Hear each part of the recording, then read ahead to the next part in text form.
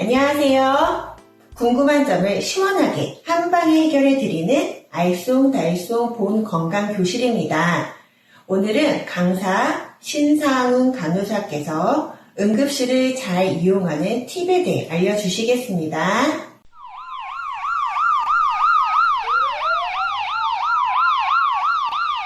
안녕하세요. 제 이름은 신상훈이라고 하고요. 전 현재 맥켄지 헬스 병원 응급실에서 근무하는 간호사입니다. 오늘 이 동영상을 통해서 응급실을 어떻게 하면 가장 간편하면서 합리적으로 사용하실 수 있을지에 대해서 함께 나눠보는 시간을 가지고자 합니다. 일단 생각보다 많은 분들이 응급실을 어떻게 사용해야 하는지 잘 모르시는 경우가 많아요. 그래서 어떤 분들은 사용해야 할 때 안 사용하시기도 하고, 때로는 사용하면 안 되는 용도로 응급실을 사용하시기도 하죠. 후자의 경우에는 가정이나 클리닉을 이용하셔도 되는 케이스임에도 불구하고 굳이 응급실에 오실 때 어쩌면 더 긴 대긴 시간을 감수해야 될 경우도 종종 생기기도 합니다.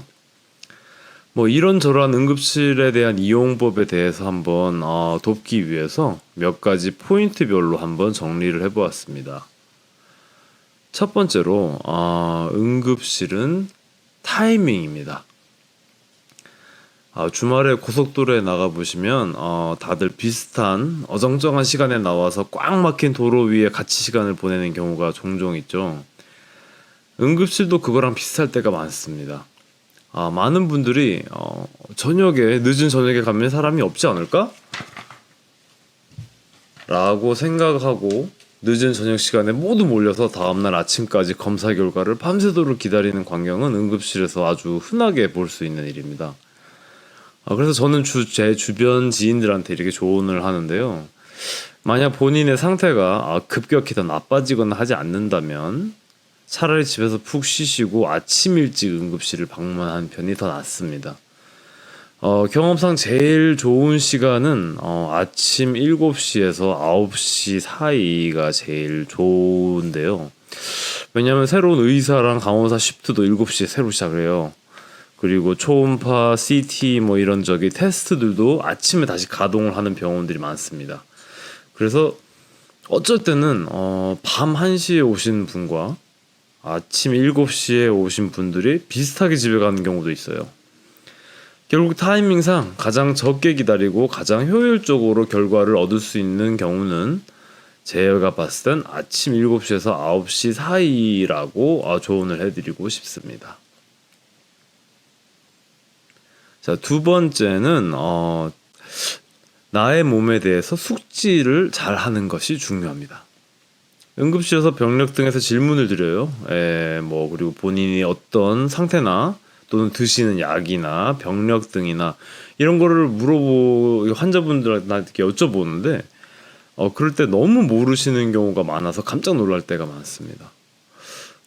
어떤 약을 드시냐 그랬을 때 빨간색 동그란 약 이렇게 얘기하시면 사실은 이건 올바른 설명이 아니죠. 그죠? 수술이나 심장, 폐, 신경, 뇌 관련 병력에 대해서는 꽤나 정확하게 숙지를 하고 계시는 편이 좋습니다. 가끔 어떤 환자분들은 종이 한 장에 병력과 가장 최근 업데이트된 드시는 약 리스트를 적어서 들고 오시는 경우도 있거든요. 현장에 있는 의사나 간호사들한테는 상당히 도움이 되는 정보들입니다. 그래서 여러 심각한 병력과 다수의 약을 드시는 분들에게는 꼭 권해드리고 싶은 방법입니다. 세 번째, 오늘 지금 이 순간에 대해서만 알려주시면 됩니다. 응급실 방문 시 상당수의 경우에 해당 방문 그 당시의 불편 사항을 기준으로 치료가 제공이 됩니다. 트리아지 간호사라고 해서 맨 처음 여러분들이 응급실에 갔을 때 보게 되는 간호사가 있어요. 그분들이 맨 처음 여러분들께 이게 여쭤보는 질문이 바로 뭐냐면 What brought you to the emerge today? 그래서 오늘 응급실, 오늘이에요. 오늘 지금 이날 응급실에 무슨 일로 오셨는가를 물어보는 겁니다. 가끔 환자분들이 오해하시는 부분들이 있어요. 쉽게 예를 들면 제가 신장투석 환자인데 심장병 병력도 있어요. 그치만 오늘 제가 응급실에 온 이유는 손가락을 뼈서 왔어요. 예를 들어서. 그러면 제 치료, 오늘 응급실에서 벌어질 제 치료는 삔 손가락이 골절인지 아닌지, 또 이 아픈 정도가 얼마 정도 조절이 되는지 안 되는지, 이걸 초점으로 맞춰서 진행이 될 겁니다. 말 그대로 응급실에서 치료는 바로 결국 다른 이 정도의 응급 상황에 맞춰서 진행이 됩니다. 다른 예를 한번 또 들어볼게요. 만약에 10년 된 디스크로 인해서 생긴 백페인하고 방금 전 자전거를 타다가 거기서 넘어져서 일어난 백페인에 있어요. 그러면 응급실은 이 두 번째 부상으로 인한 트라우마로 인한 백페인에 대해서 조금 더 초점에 맞춰서 테스트를 할지도 몰라요. 예. 결국 응급실은 사실 워크인 클리닉이 아닙니다. 그래서 적절한 이유와 증상을 근거로 응급실을 잘 이용해 주시면 좋을 것 같습니다. 자, 마지막으로 바로 911, 한국말로는 119죠. 아까 말씀드렸다시피 호흡, 심장, 뇌, 신경 이런 병력들은 꽤나 심각한 병력으로 칩니다. 왜냐하면 그 이유가 바로 몸에서 가장 심각한 결과를 초래할 수 있는 병력들이 바로 이 기관들에 대한 거예요.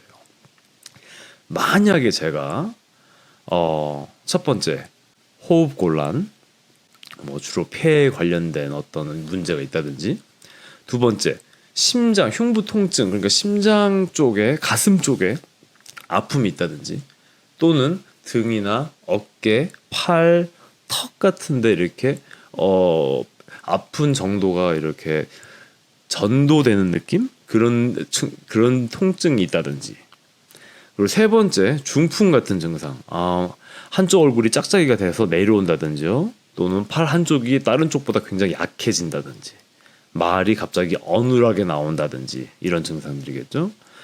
그리고 네 번째로 실제로 정말 넘어지고 떨어지고 어디선가 자동차 사고라든지 자전거 사고라든지 실제로 트라우마, 부상, 그 다음에 조절이 되지 않는 출혈 등, 이런 네 가지. 자, 다시 한번 얘기해 볼게요. 호흡곤란, 흉부통증, 중풍 같은 증상, 그리고 실제로 다친 트라우마, 부상, 그 다음에 출혈, 이런 증상들이 있으시다면, 만약 본인의 증상이 이 네 가지 중에 하나에 속하신다면 아침까지 기다리다든지, 또는 본인이 운전을 해서 응급실에 오시면 안 돼요.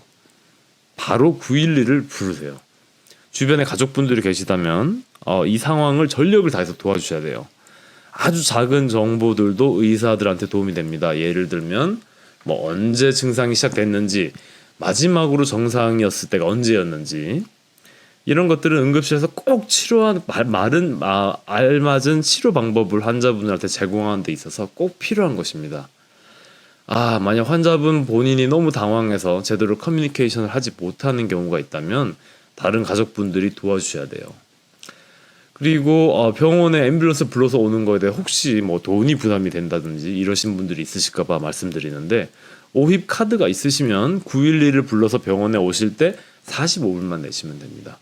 이 가격만 내면 이 앰뷸런스를 불러서 병원에 오는 행위 자체가 커버가 되고요. 그리고 앰뷸런스 직원들이 환자분들의 증상을 봤을 때 만약 더 빨리 움직여야 된다, 더 빨리 무언가를 해야 된다라고 하면은 그분들이 이미 트리트먼트를 시작할 거예요. 그렇기 때문에 이런 네 가지 중에 하나라도 속하시는 증상이 있다고 생각이 되신다, 그러면 기다리지 마시고 바로 911을 부르세요. 저녁이든 새벽이든 상관없습니다. 아무 때나 이런 게 시작이 되면 바로 부르세요. 기다리면 낫겠지 했다가 낫는 분들이 별로 안 계시더라고요.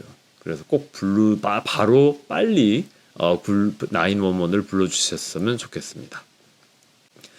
자, 이제까지 간단하게 응급실을 어떻게 쓰면 가장 환자분들께 실질적으로 도움이 될까 하는 기본적인 정보들을 나눠봤습니다. 여전히 오래 걸리는 프로세스, 적은 인원으로 인한 딜레이 등등, 캐나다 헬스케어는 사실 문제가 되게 많습니다. 이런 문제들을 다 고쳐나가면 물론 제일 낫겠지만 현실적으로 그건 참 어려운 과정이 될 것 같고요. 하지만 다만 주어진 상황에서 현 시스템을 가장 현명하게 잘 사용하시는 우리 본교회 성도분들이 되셨으면 좋겠습니다. 이 정보들이 앞으로 혹시 응급실을 사용하는데 도움이 되셨으면 하는 바람이고요. 지금까지 응급실 편 이었습니다. 예, 그러면 감사합니다.